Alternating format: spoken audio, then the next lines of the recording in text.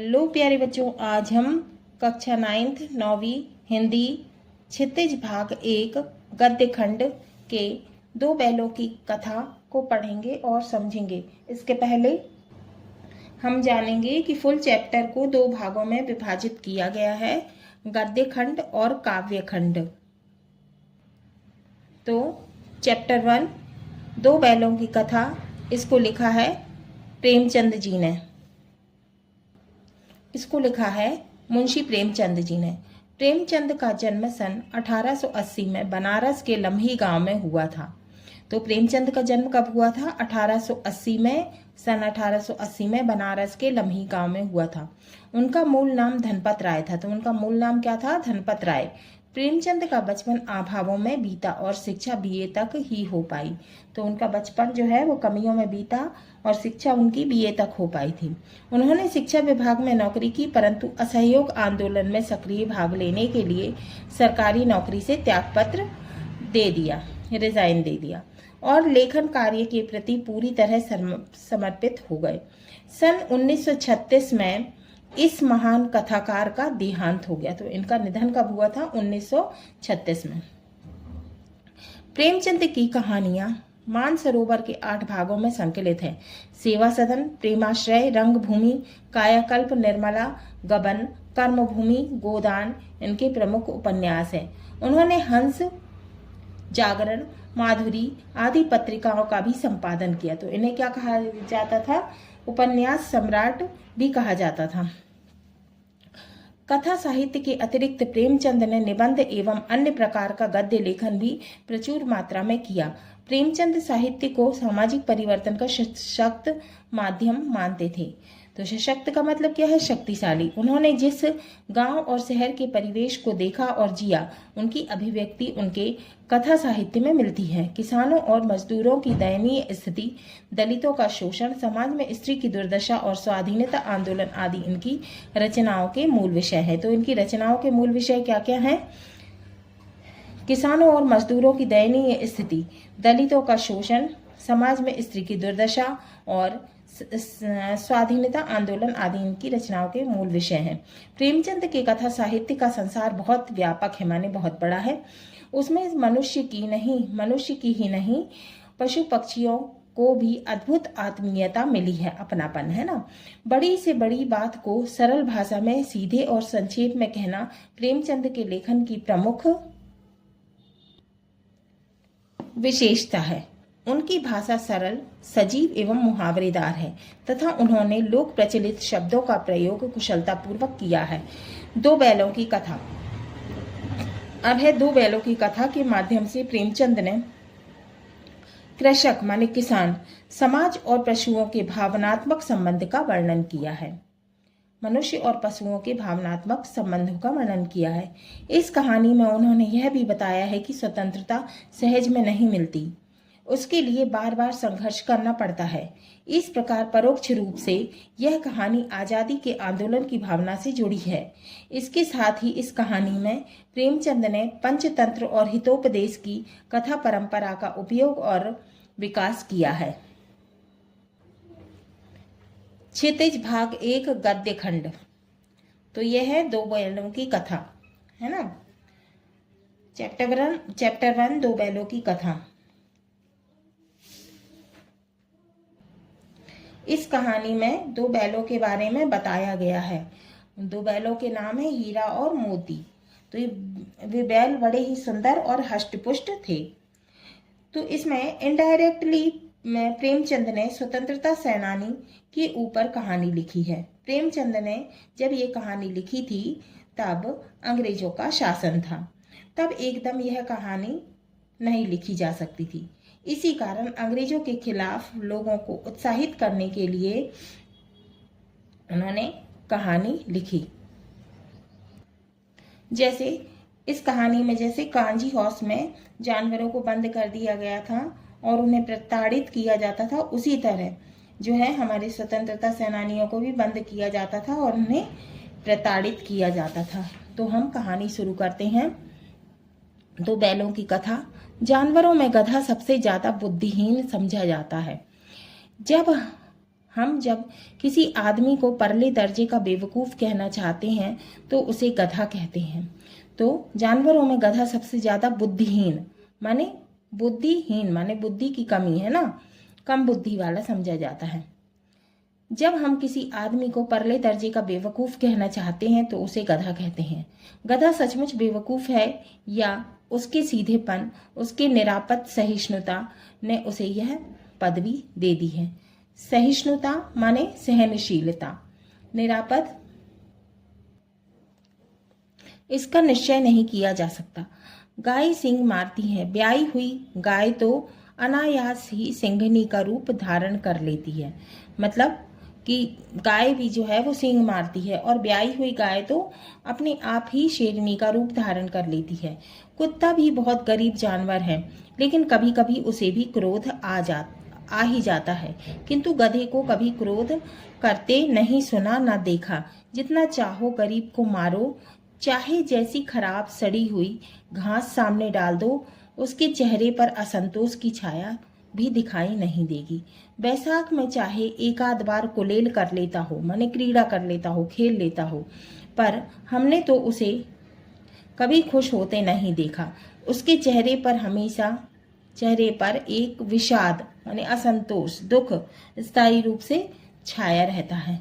सुख दुख हानि लाभ किसी भी दशा में उसे बदलते नहीं देखा। ऋषि मुनियों के जितने गुण हैं वे सभी उसमें पराकाष्ठा को पहुंच गए हैं, माने अंतिम पराकाष्ठा माने अंतिम सीमा पर पहुंच गए हैं, पर आदमी उसे बेवकूफ कहता है।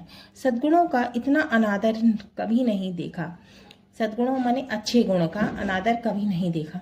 कदाचित सीधापन संसार के लिए उपयुक्त नहीं है। तो लेखक कहते हैं, प्रेमचंद जी कहते हैं, मुंशी प्रेमचंद जी, कि सीधापन जो है वो संसार के लिए उपयुक्त नहीं है, सही नहीं है। देखिए ना भारतवासियों की अफ्रीका में क्या दुर्दशा हो रही है। तो लेखक कहते हैं कि देखिए भारतवासियों की अफ्रीका में क्या दुर्दशा हो रही है। क्यों अमेरिका में उन्हें घुसने नहीं दिया जाता। बेचारे शराब नहीं पीते, 4 पैसे को समय के लिए बचा कर रखते हैं, जी तोड़कर काम करते हैं, किसी से लड़ाई झगड़ा नहीं करते, 4 बातें सुनकर गम खा जाते हैं, फिर भी बदनाम हैं। कहा जाता है वे जीवन के आदर्श को नीचा करते हैं।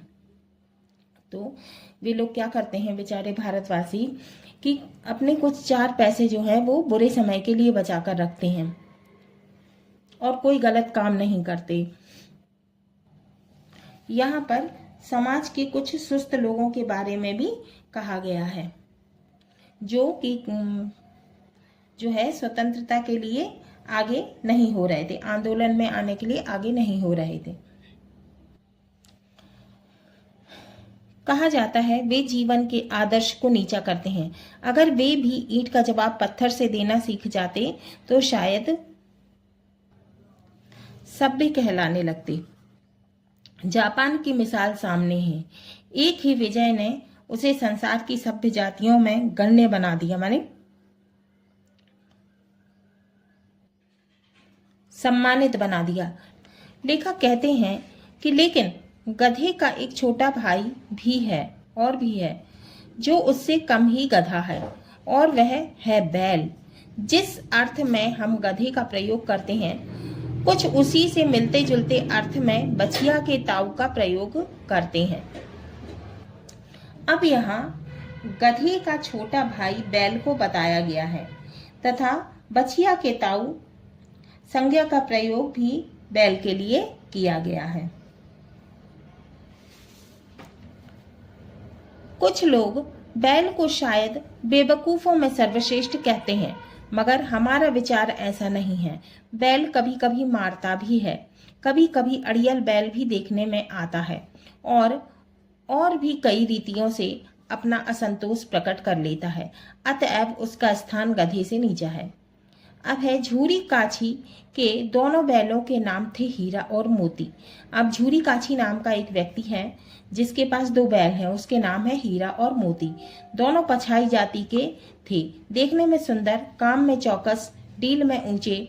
बहुत दिनों साथ रहते रहते दोनों में भाईचारा हो गया था, माने मित्रता हो गई थी। दोनों आमने सामने या आसपास बैठे एक दूसरे से मूक भाषा में विचार विनिमय करते थे, माने विचारों का आदान प्रदान करते थे। एक दूसरे के मन की बात कैसे समझ जाता था हम नहीं कह सकते।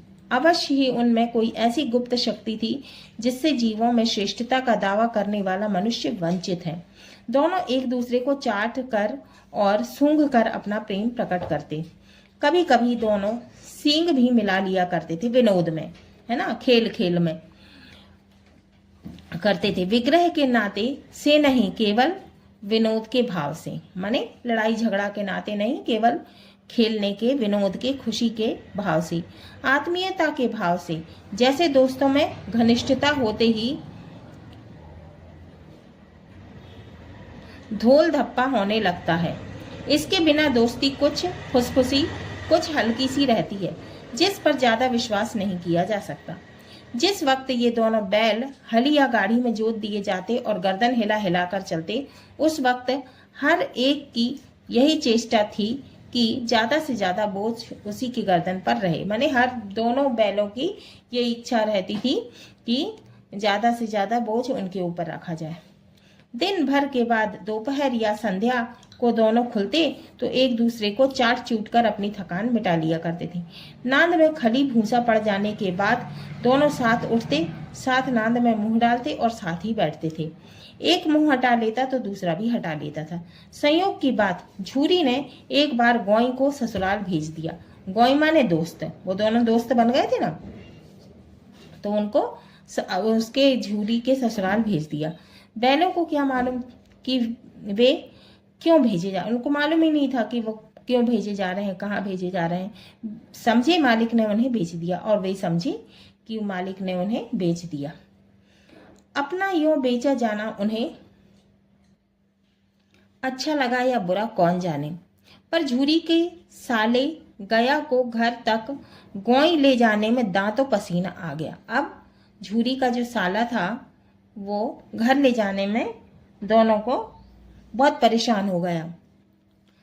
पीछे से हाँकता तो दोनों दाएं बाएं भागते, पगहिया पकड़कर आगे से खींचता तो दोनों पीछे की ओर जोर लगाते। पगहिया क्या होती है? जिससे रस्सी होती है जिससे बैलों को बांधा जाता है। मारता तो दोनों सींग नीचे करके हुंकारते। अगर ईश्वर ने उन्हें बाणी दी होती तो झूरी से पूछते, यदि वो बोल पाते, भगवान ने उन्हें बोलने की शक्ति दी होती तो बोल पाते, तो झूरी से पूछते कि तुम हम गरीबों को क्यों निकाल रहे हो? हमने तो तुम्हारी सेवा करने में कोई कसर नहीं उठा रखी। अगर इतनी मेहनत से काम न चलता था तो और काम ले लेते। हमें तो तुम्हारी चाकरी में मर जाना कबूल था। हमने कभी दाने चारे की शिकायत नहीं की। तुमने जो कुछ खिलाया वह सिर झुकाकर खा लिया। फिर तुमने हमें इस जालिम के हाथ क्यों बेच दिया? संध्या समय दोनों बैल अपने नए स्थान पहुंचे, माने नई जगह पहुंच गए दोनों जने। दिन भर के भूखे थे, लेकिन जब नांद में लगाए गए तो एक ने भी उसमें मुंह न डाला। दिल भारी हो रहा था, माने कि वो इमोशनल हो रहे थे।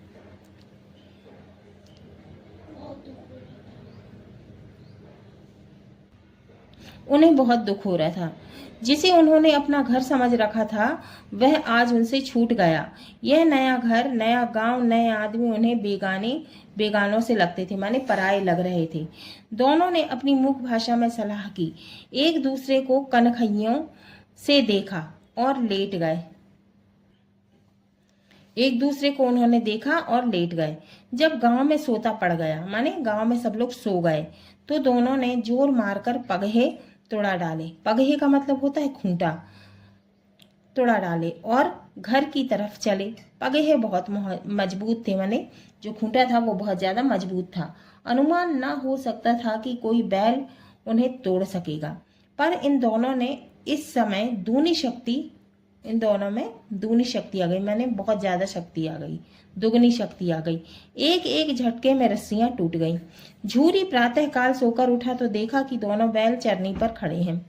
दोनों की गर्दनों में आधा आधा गराव लटक रहा है।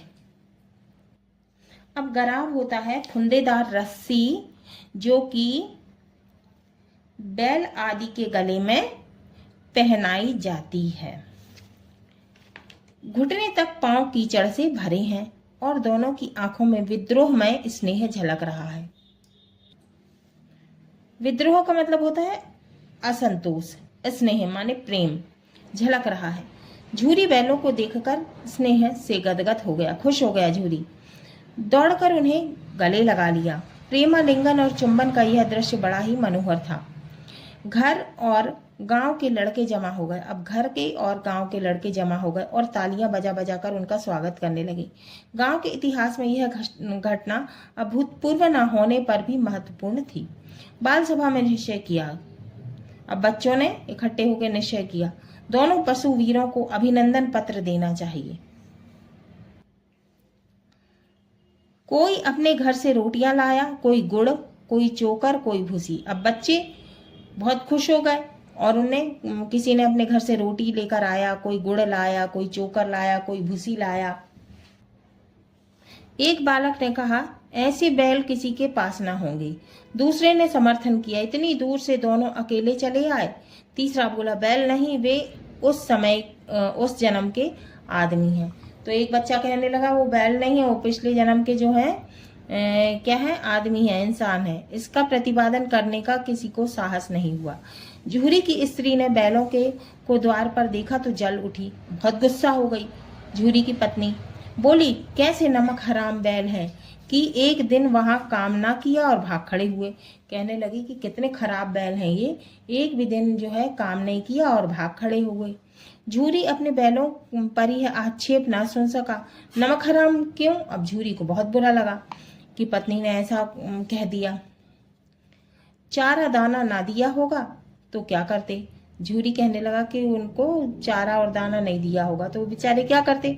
स्त्री ने रोब के साथ कहा, बस तुम ही तो बैलों को खिलाना जानते हो, और तो सभी पानी पिला पिला के रखते हैं। तो वो कहने लगी, बस तुम ही जो है खिलाना पिलाना जानते हो बैलों को, बाकी सब पानी पिलाते हैं। झूरी ने चिढ़ाया, चारा मिलता तो क्यों भागते? झूरी कहने लगा कि यदि इनको चारा मिलता तो क्यों भागते? स्त्री चिढ़ी, भागे इसलिए कि वे लोग तुम जैसे बुद्धुओं की तरह बैलों को सहलाते नहीं, खिलाते हैं तो रगड़कर जोतते भी हैं। तो वो कहने लगी कि तुम्हारे जैसे बुद्धुओं की तरह बैलों को वे लोग सहलाते नहीं हैं, यदि खिलाते हैं तो काम भी कराते हैं। ये दोनों ठहरे कामचोर, भाग निकले। अब देखूं कहाँ से खली और चोकर मिलता है। वो कहने लगी कि ये दोनों तो कामचोर हैं, अब देखती हूँ मैं इन्हें कहाँ से खली और चोकर मिलता है।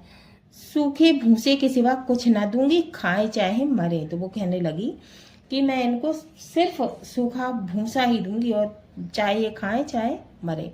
वही हुआ। मजूर को कड़ी ताकीद कर दी गई कि बैलों को खाली सूखा भूसा दिया जाए। वही हुआ। नौकर को कड़ी ताकीद दे दी गई कि बैलों को खाली सूखा भूसा ही दिया जाए। बैलों ने नांद में मुंह डाला तो फीका फीका, ना कोई चिकनाहट ना कोई रस। क्या खाएं? आशा भरी आंखों से द्वार की ओर ताकने लगे। झूरी ने मजूर से कहा, थोड़ी सी खली क्यों नहीं डाल देता वे? झूरी ने नौकर से कहा कि थोड़ी सी खली डाल दो, मालकिन मुझे मार ही डालेगी। तो नौकर कहने लगा कि मालकिन तो मुझे मार ही डालेगी, चुरा कर डाला। अब वो कहने लगा झूरी कि चुरा कर डाल दे। ना दादा, पीछे से तुम भी उन्हीं की सी कहोगे। तो नौकर कहने लगा कि ना दादा, और फिर बाद में तुम उन्हीं का पक्ष लोगे। दूसरे दिन झूरी का साला फिर आया और बैलों को ले चला। अब कि उसने दोनों को गाड़ी में जोता। 2-4 बार मोती ने गाड़ी को सड़क की खाई में गिराना चाहा, पर हीरा ने संभाल लिया। वह ज्यादा सहनशील था। अब जो मोती था वो थोड़ा क्रोधी था, लेकिन हीरा जो था वो कैसा था? सहनशील था। संध्या समय घर पहुंचकर उसने दोनों को मोटी रस्सियों से बांधा और कल की शरारत का मजा चखाया। अब उसने क्या किया? गया ने मोटी रस्सियों से दोनों बैलों को बांध दिया और फिर वही सूखा भूसा डाल दिया। अपने दोनों बैलों को खली चुनी सब कुछ दी। और उसने क्या किया? उसके जो 2 बैल थे उसको खली चुनी सब कुछ दिया, लेकिन इन दोनों को बेचारों को सूखा भूसा दे दिया। दोनों बैलों का ऐसा अपमान कभी ना हुआ। झूरी उन्हें फूल की छड़ी से भी ना छूता था, झूरी कभी भी नहीं मारता था। उसकी टिटकार पर दोनों उड़ने लगते थे। माने टिटकार माने टिक टिक की आवाज, है ना, मुंह से टिक टिक बोलता था वो, तो टिटकार कहते हैं उसे, है ना। यहाँ मार पड़ी आहत सम्मान की व्यथा तो थी ही, उस पर मिला सूखा भूसा। माने उसको बहुत दुख तो हो ही रहा था, उस पर भी क्या मिला उन्हें, भूसा मिला, वो भी सूखा। नाद की तरफ आंखें ना उठाई।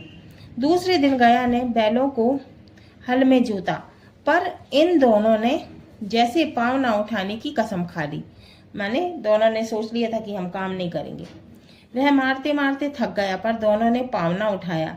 एक बार जब उस निर्दयी ने हीरा की नाक पर खूब डंडे जमाए तो मोती को गुस्सा आ गया, क्योंकि भाई वो दोनों गहरे दोस्त हो गए थे, घनिष्ठ हो गए थे, घनिष्ठ मित्र हो गए थे। तो जब हीरा को मार पड़ी तो मोती को बहुत गुस्सा आया। गुस्सा काबू से बाहर हो गया, हल लेकर भागा। हल, रस्सी, जुआ, जोत सब टूट टाट कर बराबर हो गया। गले में बड़ी बड़ी रस्सियां ना होती तो दोनों पकड़ाई में ना आते। हीरा ने मुख भाषा में कहा, भागना व्यर्थ है। तो हीरा ने चुपचाप जो है इशारों में मुख भाषा में कहा कि भागना जो है वो बेकार है। मोती ने उत्तर दिया, तुम्हारी तो इसने जान ही ले ली थी। अब मोती कहने लगा कि तो तुम्हें तो ये मार ही डालता, आपकी बड़ी मार पड़ेगी। पढ़ने दो, बैल का जन्म लिया है तो मार से कहाँ तक बचेंगे। अब हीरा कहने लगा कि अब मार पड़ने दो, क्या कर सकते हैं, बैल का जन्म लिया है, कहाँ तक बचेंगे। गया दो आदमियों के साथ दौड़ा आ रहा है, दोनों के हाथों में लाठियां हैं। मोती बोला, कहो तो दिखा दूं कुछ मजा मैं भी। अब मोती कहने लगा कि यदि तुम कहो तो इनको मजा चखा दूं, लाठी लेकर आ रहा है।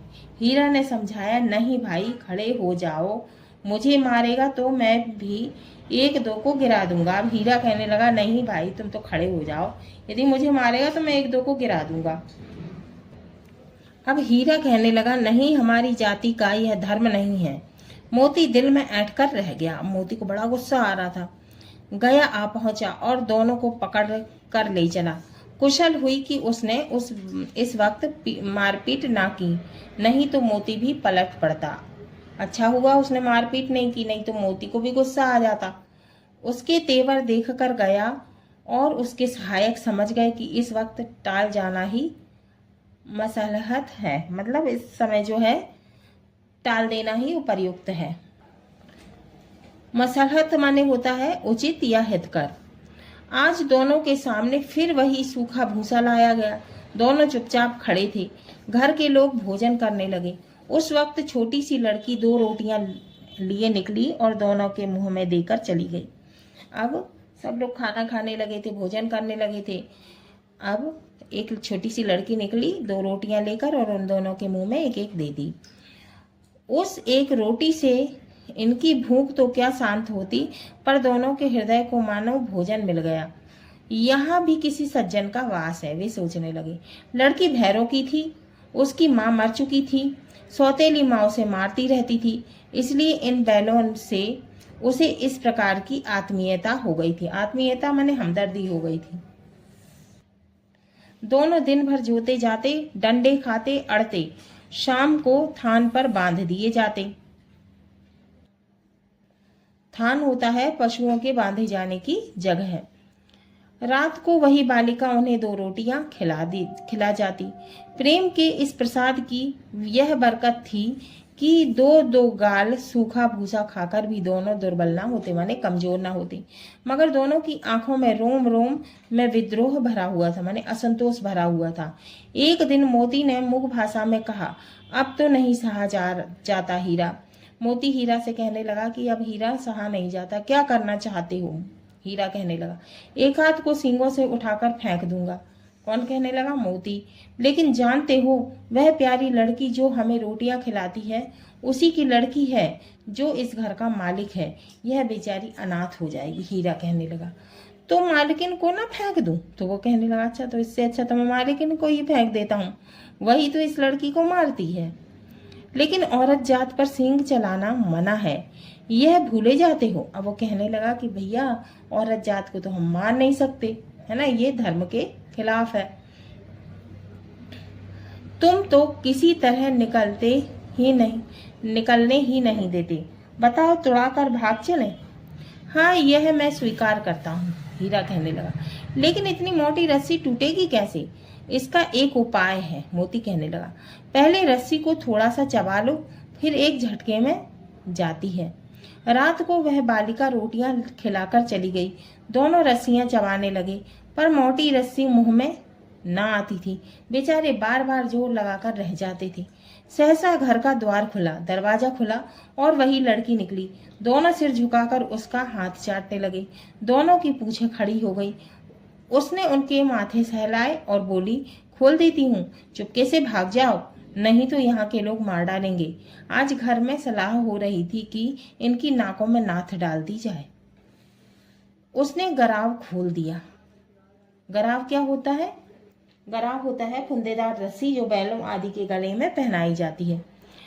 पर दोनों चुपचाप खड़े रहे। मोती ने अपनी भाषा में पूछा, अब चलती क्यों नहीं? हीरा ने कहा, चले तो, लेकिन कल इस अनाथ पर आफत आएगी, सब इसी पर संदेह करेंगे। सहसा बालिका चिल्लाई, दोनों फूफा वाले बैल भागे जा रहे हैं। अब वो लड़की कहने लगी कि जो फूफा जी के यहाँ से बैल लेके आए थे ना, वो भाग रहे हैं। ओ दादा, दादा, दोनों बैल भागे जा रहे हैं। लड़की कहने लगी, जल्दी दौड़ो। गया हड़बड़ाकर भीतर से निकला और बैलों को पकड़ने चला। वे दोनों भागे। गया ने पीछा किया और भी तेज हुए। गया ने शोर मचाया। फिर गांव के कुछ लोग आदमियों को भी साथ लेने के लिए लौटा। दोनों मित्रों को भागने का मौका मिल गया। सीधे दौड़ते चले गए, यहाँ तक कि मार्ग का ज्ञान न रहा। रास्ता भूल गए वो लोग। जिस परिचित मार्ग से आए थे उसका यहाँ पता न चला। नए नए गांव मिलने लगे। तब दोनों एक खेत के किनारे खड़े होकर सोचने लगे, अब क्या करना चाहिए। हीरा ने कहा, मालूम होता है राह भूल गए। अब वो रास्ता भूल गए। तुम भी बेतहासा भागे, वहीं उसे मार गिराना था। उसे मार गिराते तो दुनिया क्या कहती। अब वो कहने लगा कि यदि उसे मारते तो दुनिया क्या कहती।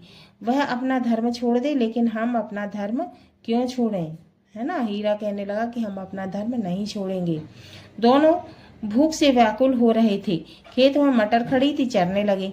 रह रहकर आहट ले लेते, माने आवाज सुन लेते कि कोई आ तो नहीं रहा है, कोई आता तो नहीं है। जब पेट भर गया, दोनों ने आजादी का अनुभव किया। दोनों बहुत खुश हो गए, उनको जैसे स्वतंत्रता मिल गई थी और वो बहुत खुश हुए। तो मस्त होकर उछलने कूदने लगे। पहले दोनों ने डकार ली, फिर सींग मिलाए और एक दूसरे को ठेलने लगे, माने ढकेलने लगे, खेलने लगे। मोती ने हीरा को कई कदम पीछे हटा दिया, यहाँ तक कि वह खाई में गिर गया। तब उसे क्रोध आया, संभल कर उठा और फिर मोती से मिल गया। मोती ने देखा खेत में झगड़ा हुआ चाहता है तो किनारे हट गया। अरे, दोनों कहने लगे, अरे यह क्या, कोई सांड डोंकता चला आ रहा है। तो वो कहने लगे कि अरे यह क्या, वो कोई सांड आ रहा है चिल्लाते हुए, डकारते हुए। हाँ, सांड ही है। वह सामने आ पहुंचा। दोनों मित्र बगले झांक रहे थे। सांड पूरा हाथी है। वो कहने लगे कि अरे, सांड तो हाथी के जैसे लग रहा है, उससे भिड़ना जान से हाथ धोना है। वो कहने लगे, भैया उससे तो लड़ना ही नहीं, उससे तो लड़ना जान से हाथ धोना है। लेकिन ना भिड़ने पर भी जान बचती नहीं नजर आती। इन्हीं की तरफ आ भी रहा है। कितनी भयंकर सूरत है। वो कहने लगे, कितनी खतरनाक सी सूरत दिख रही है। मोती ने मूक भाषा में कहा, बुरे फंसे, जान बचेगी, कोई उपाय सोचो। हीरा ने चिंतित स्वर में कहा, अपने घमंड में भूला हुआ है, आरजू विनती ना सुनेगा, भाग क्यों ना चले। वो कहने लगे कि भैया अपने घमंड में भूला हुआ है और ये किसी की विनती नहीं सुनेगा। भागना कायरता है तो फिर यहीं मरो। बंदा तो 9-2-11 होता है, और जो दौड़ाए तो फिर कोई उपाय सोचो जल्दी। उपाय यही है कि उस पर दोनों जने एक साथ चोट करेंगे। उन्होंने सोच लिया दोनों ने कि एक साथ जो है उस पे चोट करेंगे, हमला करेंगे। मैं आगे से रगेदता हूँ, तुम पीछे से रगेदो, मतलब आगे से मैं उसे खदेड़ता हूँ, पीछे से तुम खदेड़ो। दोहरी मार पड़ेगी तो भाग खड़ा होगा।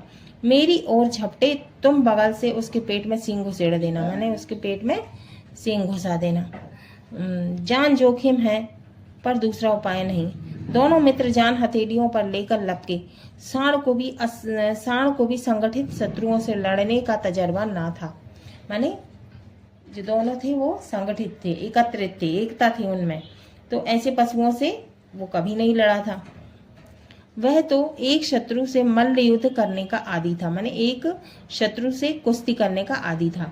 ज्यों ही हीरा पर झपटा, मोती ने पीछे से दौड़ाया। सांड उसकी तरफ मुड़ा तो हीरा ने रगेदा, माने हीरा ने खदेड़ा। सांड चाहता था कि एक एक करके दोनों को गिरा ले, पर ये दोनों भी उस्ताद थे, उसे वह अवसर न देते। एक बार सांड झल्लाकर हीरा का अंत कर देने के लिए चला कि मोती ने बगल में आकर पेट में हीरा का अंत करने के लिए चला था। कौन? सांड है ना। तो मोती ने बगल से आकर पेट में सींग भोंक दिया। सांड क्रोध में आकर पीछे फिरा तो हीरा ने दूसरे पहलू से सींग चुभा दिया। आखिर बेचारा जख्मी होकर भागा और दोनों मित्रों ने दूर तक उसका पीछा किया, यहाँ तक कि सांड बेदम होकर गिर पड़ा, अधमरा हो गया। तब दोनों ने उसे छोड़ दिया। दोनों मित्र विजय के नशे में झूमते चले जाते थे, खुश हो रहे थे, दोनों जीत गए थे। मोती ने अपनी सांकेतिक भाषा में कहा, मेरा जी तो चाहता है कि बच्चा को मार ही डालूं। मोती कहने लगा कि मेरा तो ऐसा मन हो रहा है कि मैं इसे मार ही डालूं। हीरा ने तिरस्कार किया, गिरे हुए बैरी पर सींग न चलाना। तो हीरा कहने लगा, अरे वो तो गिरा हुआ दुश्मन है, उसको सींग मत चलाओ, यह सब ढोंग है। बैरी को ऐसा मारना चाहिए कि फिर ना उठे। आप घर कैसे पहुंचेंगे वह सोचो, पहले कुछ खा लें तो सोचें। सामने मटर का खेत था, मोती उसमें घुस गया। हीरा मना करता रहा पर उसने एक ना सुनी। अब हीरा मना करता रहा कि मत घुसो वहाँ, लेकिन वो घुस गया। अभी 2 ही 4 ग्रास खाए थे कि 2 आदमी लाठियां लेकर दौड़ पड़े और दोनों मित्रों को घेर लिया। हीरा तो मेड़ पर था, निकल गया।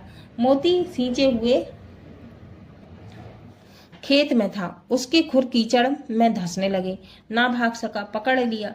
हीरा ने देखा संगी संकट में है तो लौट पड़ा, फंसेंगे तो दोनों फंसेंगे। अब वो क्या सोचने लगा कि अरे भाई, मेरा दोस्त तो जो है वो संकट में है, इसलिए वो आ गया और कहने लगा फंसेंगे तो दोनों फंसेंगे। रखवालों ने उसे भी पकड़ लिया। प्रातःकाल दोनों मित्र कांजी हौस में बंद कर दिए गए। कांजी हौस क्या होता है? मवेशी खाना होता है, वह बाड़ा जो जिसमें कि लावारिस पशु है ना, वो बंद किए जाते हैं और कुछ दंड लेकर या फिर छोड़े जाते हैं या फिर नीलाम किए जाते हैं। दोनों मित्रों को जीवन में पहली बार ऐसा साबिका पड़ा, साबिका माने वास्ता या सरोकार, ऐसा मौका पड़ा कि सारा दिन बीत गया और खाने को एक तिनका भी ना मिला। समझ में ना आता था यह कैसा स्वामी है, इसने तो इससे तो गया फिर भी अच्छा था। यहाँ कई भैंसें थी, कई बकरियां, कई घोड़े, कई गधे, पर किसी के सामने चारा न था। सब जमीन पर मुर्दों की तरह पड़े थे। कई तो इतने कमजोर हो गए थे कि खड़े भी ना हो सकते थे। सारा दिन दोनों मित्र फाटक की ओर टकटकी लगाए ताकते रहे, पर कोई चारा लेकर न आता दिखाई दिया। तब दोनों ने दीवार की नमकीन मिट्टी चाटनी शुरू की, पर इससे क्या तृप्ति होती, क्या पेट भरता उनका। रात को भी जब कुछ भोजन न मिला तो हीरा के दिल में विद्रोह की ज्वाला दहक उठी, माने असंतोष हो गया। मोती से बोला, अब तो नहीं रहा जाता मोती। मोती ने सिर लटकाए हुए जवाब दिया, मुझे तो मालूम ही था कि ऐसा मालूम होता है कि प्राण निकल रहे हैं। इतनी जल्दी हिम्मत ना हारो भाई, हीरा कहने लगा। यहाँ से भागने का कोई उपाय निकालना चाहिए। आओ दीवार तोड़ डालें, मुझसे तो अब कुछ नहीं होगा। बस इसी बूते पर अकड़ते थे, हीरा कहने लगा मोती से। सारी अकड़ निकल गई। बाड़े की दीवार कच्ची थी, हीरा मजबूत तो था ही। अपने नुकीले सींग दीवार में गड़ा दिए और जोर मारा तो मिट्टी का एक चित्थड़ निकल आया। फिर तो उसका साहस बढ़ा। इसने दौड़ दौड़कर दीवार पर चोटें की, हर चोट में थोड़ी थोड़ी मिट्टी गिरने लगी। उसी समय कांजी हौस का चौकीदार लालटेन लेकर जानवरों की हाजिरी लेने आ निकला। हीरा का उज्जड़पन देखकर उसने उसे कई डंडे रसीद किए और मोटी सी रस्सी से बांध दिया। मोती ने पड़े पड़े कहा, आखिर मार खाई, क्या मिला? अपने बूते भर जोर तो मार दिया। तो उसने कहा कि जितनी मेरी हिम्मत थी उतना तो मैंने मारा दीवार पर। ऐसा जोर मारना किस काम का कि बंधन में पड़ जाए। जोर तो मारता ही जाऊंगा, चाहे कितने भी बंधन पड़ते जाएं। कौन कहने लगा? हीरा। जान से हाथ धोना पड़ेगा, कुछ परवाह नहीं, यों भी तो मरना ही है। सोचो, दीवार खुद जाती है तो कितनी जानें बच जाती। इतने भाई यहाँ बंद है, किसी की देह में जान नहीं है। 2-4 दिन और यही हाल रहा तो वे सब मर जाएंगे। हाँ, यह बात तो है। अच्छा तो ला, फिर मैं भी जोर लगाता हूँ। मोती ने दीवार में उसी जगह सींग मारा, थोड़ी सी मिट्टी गिरी और फिर हिम्मत बढ़ी। फिर तो वह दीवार में सींग लगाकर एक तरह जोर करने लगा, मानो किसी प्रतिद्वंदी से लड़ रहा हो। आखिर कोई 2 घंटे की जोर आजमाइश के बाद दीवार ऊपर से लगभग 1 हाथ गिर गई। उसने धूनी शक्ति से दूसरा धक्का मारा और आधी दीवार गिर पड़ी। दीवार का गिरना था कि अधमरे से पड़े हुए सभी जानवर चेत गए। माने क्या हो गए? माने कि सचेत हो गए। तीनों घोड़ियां सरपट भाग निकली, फिर बकरियां निकल गईं, इसके बाद भैंस भी खिसक गईं, पर गधे अभी तक ज्यों के त्यों खड़े थे। हीरा ने पूछा, तुम दोनों क्यों नहीं भाग जाते? एक गधे ने कहा, जो कहीं फिर पकड़ लिए जाएं तो क्या हरज है, अभी तो भागने का अवसर है, हमें तो डर लगता है। अब वो कहने लगा कि भाई तुम भाग जाओ, अभी तो अवसर है, लेकिन वो गधे कहने लगे हमें तो डर लगता है, हम यहीं पड़े रहेंगे। आधी रात से ऊपर जा चुकी, दोनों गधे अभी तक खड़े सोच रहे थे कि भागे या ना भागे, और मोती अपने मित्र की रस्सी तोड़ने में लगा हुआ था।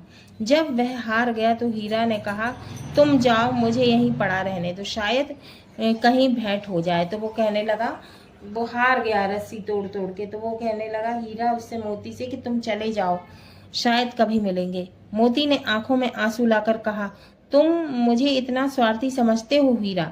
हम और तुम इतने दिनों तक साथ रहे, आज तुम विपत्ति में पड़ गए तो मैं तुम्हें छोड़कर अलग हो जाऊं। अब हीरा ने भी तो मोती का साथ दिया था, इसलिए मोती कहने लगा, मैं तुम्हें विपत्ति में नहीं छोड़ सकता। हीरा ने कहा, बहुत मार पड़ेगी, लोग समझ जाएंगे यह तुम्हारी शरारत है। मोती गर्व से बोला, जिस अपराध के लिए तुम्हारे गले में बंधन पड़ा, उसके लिए अगर मुझ पर मार पड़े तो क्या चिंता। इतना तो हो ही गया कि 9-10 प्राणियों की जान बच गई, वे सब तो आशीर्वाद देंगे। यह कहते हुए मोती ने दोनों गधों को सींग मार मार कर बाड़ी से बाहर निकाला और तब अपने बंधु के पास आकर सो रहा। भोर होते ही मुंशी और चौकीदार तथा अन्य कर्मचारियों में जैसे खलबली मची। इसके लिखने की जरूरत नहीं, बस इतना ही काफी है कि मोती की खूब मरम्मत हुई। मोती को बहुत मारा पीटा गया और उसे भी मोटी रस्सी से बांध दिया गया। 1 सप्ताह तक दोनों मित्र वहां बंधे पड़े रहे। किसी ने चारे का एक तृण भी ना डाला, एक तिनका भी नहीं दिया। हाँ, एक बार पानी दिखा दिया जाता, यही उनका आधार था। दोनों इतने दुर्बल हो गए कि उठा तक ना जाता था, ठठरियां निकल आई थी, माने दोनों कमजोर हो गए थे और दोनों की हड्डियां दिखने लगी थी। एक दिन बाड़ी के सामने डुग्गी बजने लगी और दोपहर होते होते 50-60 आदमी जमा हो गए। तब दोनों मित्र निकाले गए, उनकी देखभाल होने लगी। लोग आकर उनकी सूरत देखते मन फीका करके चले जाते। ऐसे मृतक बैलों का कौन खरीदार होगा, तो ऐसे मरियल बैलों को कौन खरीदेगा, लोग सोचने लगे। सहसा एक दढ़ियल आदमी, जिसकी आंखें लाल थी और मुद्रा अत्यंत कठोर, आया और दोनों मित्रों के कूल्हों पर उंगली कूदकर मुंशी जी से बातें करने लगा। उसका चेहरा देखकर अंतर्ज्ञान से दोनों मित्र के दिल कांप उठे, माने कि डर गए वे दोनों।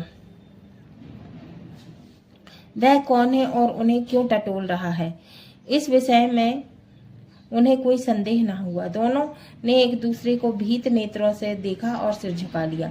हीरा ने कहा, गया के घर से नाहक भागे, माने वो कहने लगा कि बेकार में भागे अपन गया के घर से, अब जान न बचेगी। मोती ने अश्रद्धा भाव से उत्तर दिया, मोती कहने लगा कि कहते हैं कि भगवान सबके ऊपर दया करते हैं, उन्हें हमारे ऊपर क्यों दया नहीं आती। भगवान के लिए हमारा मरना जीना दोनों बराबर है। चलो अच्छा ही है, कुछ दिन उनके पास तो रहेंगे। एक बार भगवान ने उस लड़की के रूप में हमें बचाया था, अब ना बचाएंगे। हीरा कहने लगा, यह आदमी छुरी चलाएगा, देख लेना। तो क्या चिंता है, मांस खाल सींग हड्डी सब किसी न किसी काम आ जाएंगे। नीलाम हो जाने के बाद दोनों मित्र उस दढ़ियल के साथ चले। दोनों की बोटी बोटी कांप रही थी, दोनों डर रहे थे, बेचारे पांव न उठा सकते थे, पर भय के मारे गिरते पड़ते भागे जाते थे, क्योंकि वह जरा भी चाल धीमी हो जाने पर जोर का डंडा जमा देता। राह में गाय बैलों का रेवड़ माने पशुओं का झुंड, रेवड़ माने पशुओं का झुंड, हरे भरे हार माने खेत में चरता नजर आया। सभी जानवर प्रसन्न थे, चिकने चकल, कोई उछलता था, कोई आनंद से बैठा पागुर करता था। कितना सुखी जीवन था इनका, पर कितने स्वार्थी हैं सब। वो कहने लगी कि देखो कितने स्वार्थी हैं सब। किसी को चिंता नहीं कि उनके दो भाई बाधिक के हाथ पड़े कैसे दुखी हैं। किसी को चिंता नहीं है कि दो भाई जो दो बैल हैं वो बंधन में पड़े हैं। सहसा दोनों को ऐसा मालूम हुआ कि यह परिचित राह है। दोनों को ऐसा लगा कि रास्ता पहचाना हुआ। हाँ, इसी रास्ते से गया उन्हें ले गया था। वही खेत, वही बाग, वही गांव मिलने लगी। प्रति क्षण माने हर क्षण, हर समय उनकी चाल तेज होने लगी। सारी थकान, सारी दुर्बलता गायब हो गई, माने कमजोरी उनकी गायब हो गई। आह, यह तो अपना ही हार आ गया। इसी कुएं पर हम पुर चलाने आया करते थे, यही कुआं है। मोती ने कहा, हमारा घर नगीच आ गया। वो मोती कहने लगा, हमारा घर पास में आ गया। हीरा बोला, भगवान की दया है, मैं तो अब घर भागता हूँ। हीरा कहने लगा, मैं तो अब घर भाग रहा, यह जाने देगा, इसे मैं मार गिराता हूँ। नहीं नहीं, दौड़कर थान पर चलो। वो कहने लगा कि अब दौड़ लगा और चलो थान पर चलो, वहां से हम आगे ना जाएंगे। दोनों उन्मत्त होकर बछड़ों की भांति कुलेल करते हुए घर की ओर दौड़े। वह हमारा थान है। दोनों दौड़कर अपने थान पर आ गए, माने अपने जहाँ पर पशु बांधे जाते थे वहां आ गए और खड़े हो गए। दढ़ियल भी पीछे पीछे दौड़ा चला आता। झूरी द्वार पर बैठा धूप खा रहा था। बैलों को देखते ही वह दौड़ा, उन्हें बारी बारी से गले लगाया। मित्रों की आंखों में आनंद के आंसू बहने लगे। एक झूरी का हाथ चाट रहा था। दढ़ियल ने जाकर बैलों की रस्सियां पकड़ ली। झूरी ने कहा, मेरे बैल हैं। तुम्हारे बैल कैसे? दढ़ियल कहने लगा, मैं मवेशी खाने से नीलाम लिए आता हूँ। वो कहने लगा, मैं तो समझा हूँ चुराए लिए आते हो। वो कहने लगा, मुझे तो ऐसा लग रहा है कि तुम चुरा के लेकर आए हो। चुपके से चले जाओ, मेरे बैल हैं, मैं बेचूंगा तो बिकेंगे। किसी को मेरे बैल नीलाम करने का क्या अख्तियार है, माने क्या अधिकार है? जाकर थाने में रपट कर दूंगा। तो वो कहने लगा, मैं रिपोर्ट लिखा दूंगा थाने में, मेरे बैल है, इसका सबूत यह है कि मेरे द्वार पर खड़े हैं। दढ़ियल झल्लाकर बैलों को जबरदस्ती पकड़ ले जाने के लिए बढ़ा। उसी वक्त मोती ने सींग चलाया। दढ़ियल पीछे हटा, मोती ने पीछा किया। दढ़ियल भागा, मोती पीछे दौड़ा। गांव से बाहर निकल जाने पर वह रुका, पर खड़ा दढ़ियल का रास्ता देख रहा था। दढ़ियल दूर खड़ा धमकियां दे रहा था, गालियां निकाल रहा था, पत्थर फेंक रहा था, और मोती विजय शूर की भांति माने वीर की तरह उसका रास्ता रोके खड़ा था। गांव के लोग यह तमाशा देखते थे और हंसते थे। जब दढ़ियल हार कर चला गया तो मोती अकड़ता हुआ लौटा। हीरा ने कहा, मैं डर रहा था कि कहीं तुम गुस्से में आकर मार ना बैठो। हीरा कहने लगा, मुझे ऐसा लग रहा था कि कहीं तुम दढ़ियल को मार न डालो। अगर वह मुझे पकड़ता तो बेमारे न छोड़ता। अब ना आएगा तो दूर से ही खबर लूंगा, देखूं कैसे ले जाता है, जो गोली मरवा दे। मर जाऊंगा पर उसके काम तो ना आऊंगा। हमारी जान को कोई जान ही नहीं पाया समझता, इसीलिए कि हम इतने सीधे हैं। जरा देर में नांदो में खली, भूसा, चोकर और दाना भर दिया गया और दोनों मित्र खाने लगे। झूरी खड़ा दोनों को सहला रहा था और 20 लड़के तमाशा देख रहे थे। सारे गांव में उत्साह सा मालूम हो रहा था, माने उत्साह माने उत्सव सा मालूम हो रहा था। उसी समय मालकिन ने आकर दोनों के माथे चूम लिए। दोनों बैलों की कथा कहानी के माध्यम से प्रेमचंद ने अनेक नीति विषयक मूल्य समाज के सामने प्रस्तुत किए हैं, जैसे कि सच्ची मित्रता, स्वतंत्रता, निस्वार्थ परोपकार, नारियों का सम्मान, धर्मपरायणता, समस्याओं से जूझने की हिम्मत, सफलता का मूल मंत्र हिम्मत नहीं हारना। हाँ तो बच्चों, ये हमारा 2 बैलों की कथा पूर्ण हुआ। अगले वीडियो में हम इसके प्रश्नों के उत्तर को सॉल्व करेंगे, क्वेश्चन आंसर।